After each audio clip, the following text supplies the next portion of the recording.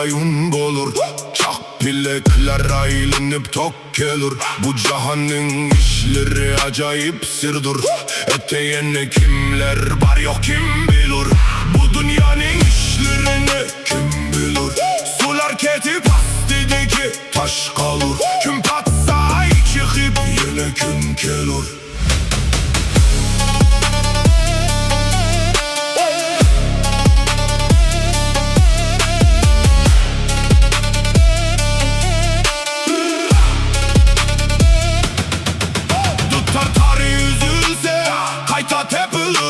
Çiçekler tozulsa yine eçilir. Ademlerinin yüreği bek nazuktur. Desketken yüreklerini kim bilir. Bu dünyanın işlerini kim bilir. Sular ketip astideki taş kalır. Kim patsa çıkıp yine gün gelir.